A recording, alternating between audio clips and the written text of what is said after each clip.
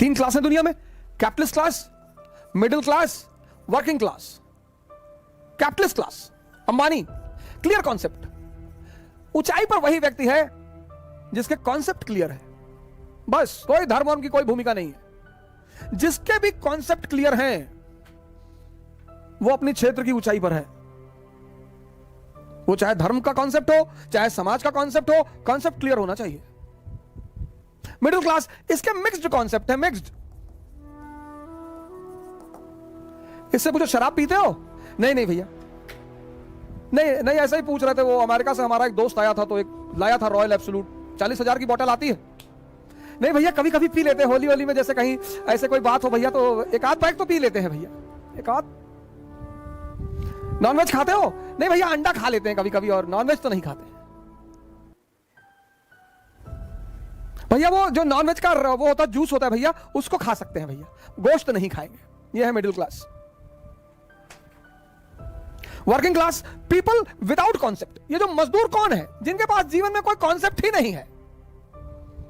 मजदूर हैं, 11 बच्चे हैं, 11। पूछो 11 बच्चे तुमको? 11 बच्चे कैसे हो गए? भैया ये भगवान के बच्चे हैं। अच्छा, तुम्हारा नाम भगवान है? नहीं नहीं भैया। अच्छा, पड़ोसी का नाम भगवान होगा? अरे भैया कैसी बातें कर रहे हैं? अबे तो कौन भगवान? अरे भैया भगवान ये ऊपर, वो नीचे आया।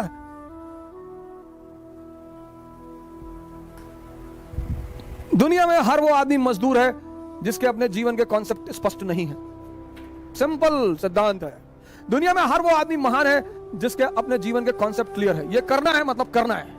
क्योंकि आप बाहर निकलोगे, जितने लोगों से बात करोगे उतना कंफ्यूज होते चले आओगे। हम पढ़ा सकते हैं तो इस दुनिया में कोई आदमी कुछ भी कर सकता है।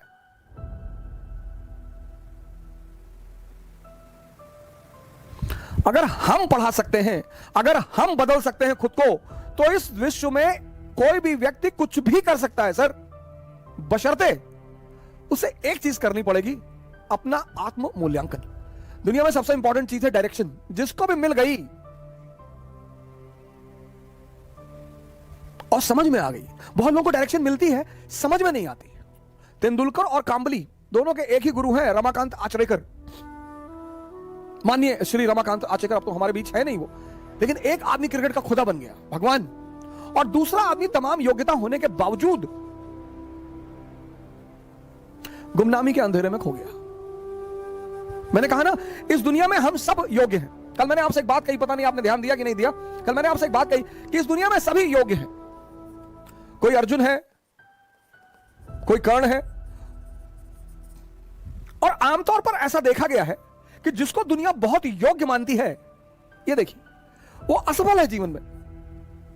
ये बात लोगों को बड़ी परेशान करती है, बहुत हैरान करती है कि ऐसा क्यों है यार, कि एवरेज क्षमता का आदमी, अब कर्ण के सामने अर्जुन 99.2%, 10+2 90%, 99.2%, सॉरी 99.2%, 10+2 90%, और ये आदमी जीत रहा है। ये बात आपको आश्चर्यचकित नहीं करती? और ये यही नहीं है कहानी में, ये जीवन में भी है। दुनिया की नजर में जो कम योग्यता के लोग हैं, उन्होंने बड़ी जबरदस्त जबरदस्त जगह बनाई है।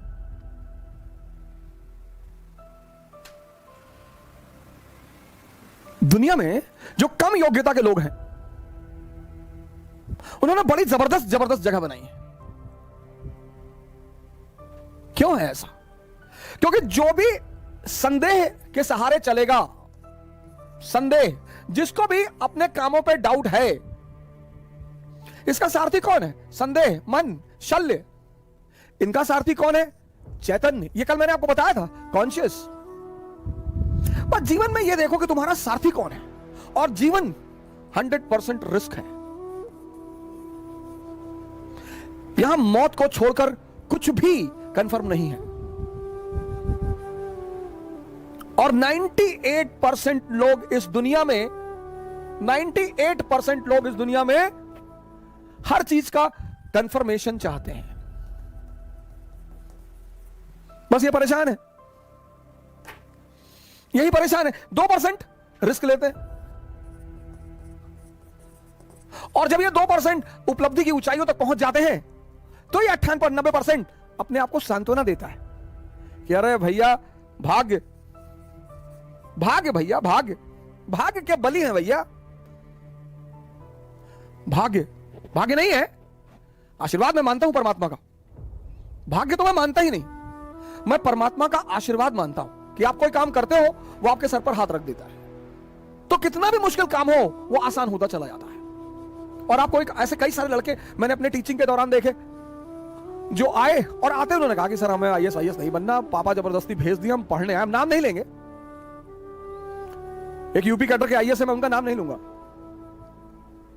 हमारे मित्र हैं, उन्होंने हमसे यही कहा था कि सर पापा जबरदस्ती भेज दिया, हम हाईकोर्ट में प्रैक्टिस करना चाहते थे और जब हमारा पढ़ने वढ़ने मन नहीं लगता है। हमने कहा बहुत जबरदस्त यार, बहुत बढ़िया, शाबाश, वेरी गुड। इतनी ईमानदारी है, इतनी ईमानदारी तो है कि तुम मानते हो कि मेरा पढ़ने में मन नहीं लगता। फिर एक बैग वो बंदा गायब हो गया और हुआ क्या, अच्छा ग्रुप मिल गया, अच्छे लड़के मिल गए, अच्छे सीनियर मिल गए और पढ़ने में मजा आने लगा, मजा आने लगा, बंदा वो काम करने लगा।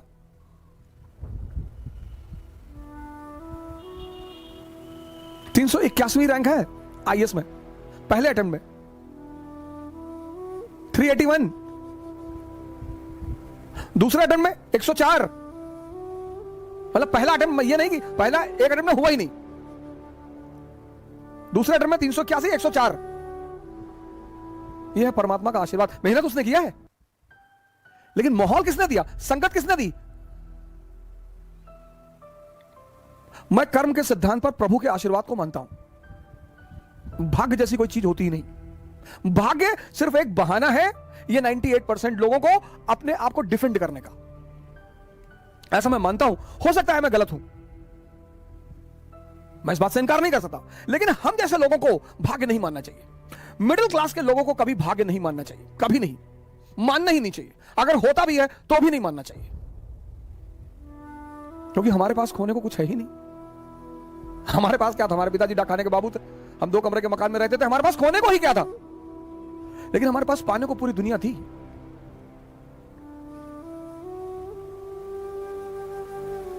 सारे फ्रंट पे लड़ रहे हैं, ये देखो, यहां तलवार चला रहे हैं, यहां तलवार चला रहे हैं, यहां तलवार, यहां तलवार, यहां हर तरफ। जिंदगी में एक फ्रंट चुनो, उसी पे लड़ो, बाकी सब बंद कर दो। राजा बनने की बस एक ही रास्ता है, समझदारी, और समझदारी के विकसित होने का कौन सा रास्ता है, पढ़ाई। पढ़ाई से कोई राजा नहीं बनता। फिर से रिपीट कर रहा हूं, राजा बनने का बस एक ही सिद्धांत है, समझदारी, और समझदारी विकसित करने का एक ही अच्छा तरीका है, पढ़ाई।